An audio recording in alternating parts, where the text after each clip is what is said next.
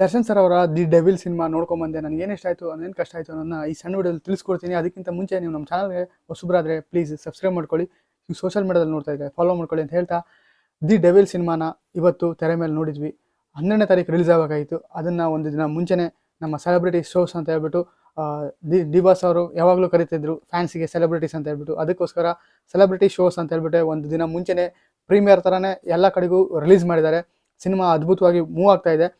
ಅದ್ಭುತವಾದಂಥ ಸ್ಕ್ರೀನ್ ಪ್ಲೇನ ನಮ್ಮ ಡೈರೆಕ್ಟರ್ ಅವರು ತೊಗೊಂಡೋಗಿದ್ದಾರೆ. ಅದಕ್ಕೆ ತಕ್ಕನಾಗಿ ಮ್ಯೂಸಿಕ್ನ ಅಜನೀಶ್ ಲೋಕನಾಥ್ ಅವರು ಕನೆಕ್ಟ್ ಮಾಡಿರೋದು ಸಿಕ್ಕಾಪಟ್ಟೆ ಚೆನ್ನಾಗಿ ಬಂದಿದೆ. ಆ ಬಿ ಜಿ ಎಮ್ ಆಗಿರ್ಬೋದು, ಕೆಲವೊಂದು ಸೀನ್ಸ್ಗಳಲ್ಲಿ ಬರೋ ಬಿ ಜಿ ಎಮ್ಮು, ಸಾಂಗ್ಸ್ಗಳು ಕೂಡ ಅದ್ಭುತವಾಗಿ ಬಂದಿದ್ದಾವೆ. ಈಗ ಆಲ್ರೆಡಿ 3 ಸಾಂಗ್ನ ಕೇಳಿದ್ದೀವಿ. ಇದ್ರೆ ನೆಮ್ಮದಿ ಆಗಿರಬೇಕು ಒಂದು, ಆಮೇಲೆ ಟ್ರೂ ಎಂಪೈರ್ ಆ ಸಾಂಗ್ ಒಂದು, ಆಮೇಲೆ ಒಂದೇ ಒಂದು ಸಾರಿ ಕೂಡ ಕೇಳಿದ್ದೀವಿ. ಇನ್ನೊಂದು ಸಾಂಗ್ ಇದೆ, ಅದು ಸ್ಕ್ರೀನ್ ಮೇಲೆ ಬಿಗ್ ಸ್ಕ್ರೀನ್ ಮೇಲೆ ನೋಡೋದಕ್ಕೆ ಸಿಕ್ಕಾಪಟ್ಟೆ ಚೆನ್ನಾಗಿ ಕಲರ್ಫುಲ್ಲಾಗಿ ಕಾಣಿಸ್ಕೊಂಡಿದ್ದಾರೆ.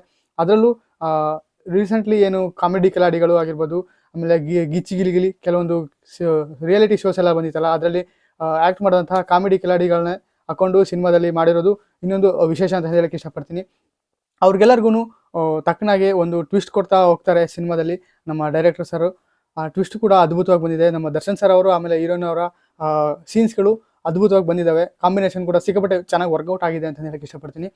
ಕ್ಲೈಮ್ಯಾಕ್ಸ್ ಮಾತ್ರ ಯಾರೂ ಗೆಸ್ ಮಾಡೋದೇ ಇಲ್ಲ, ಆ ರೀತಿಯಾಗಿ ಕೊಟ್ಟಿರೋದು ವಿಶೇಷ ಅಂತ ಹೇಳಕ್ಕೆ ಇಷ್ಟಪಡ್ತೀನಿ. ಅದ್ಭುತವಾದಂಥ ಕ್ಲೈಮ್ಯಾಕ್ಸು. ಆ ಕ್ಲೈಮ್ಯಾಕ್ಸ್ ಬಗ್ಗೆ ನಾನು ಏನು ಹೇಳೋಕ್ಕೆ ಹೋಗಲ್ಲ, ನೀವು ಥಿಯೇಟ್ರಲ್ಲಿ ಹೋಗಿ ನೋಡಬೇಕು. ಆದರೆ ನನಗೆ ಕೆಲವೊಂದು ಕಡೆ ದರ್ಶನ್ ಸರ್ ಅವರ ಆ್ಯಕ್ಟಿಂಗು ಸ್ವಲ್ಪ ಚೇಂಜ್ ಮಾಡಬಹುದಿತ್ತು ಅಂತ ಅನ್ನಿಸ್ತು. ಏನಂದರೆ ದಿ ಡೆವಿಲ್ ಕ್ಯಾರೆಕ್ಟ್ರಲ್ಲಿ ದರ್ಶನ್ ಸರ್ ಅವರು ವಾಯ್ಸ್ ಏನು ಬರುತ್ತೆ ಅದು ಒಂದು ಸ್ವಲ್ಪ ಮಾಡರೇಟ್ ಮಾಡಿದರೆ ಇನ್ನೂ ಚೆನ್ನಾಗಿ ಬರೋದು ಅನಿಸುತ್ತೆ ನನಗೆ ಅನಿಸಿದ್ದು. ಅದು ಬಿಟ್ಟರೆ ಮತ್ತೇನೂ ಇಲ್ಲ.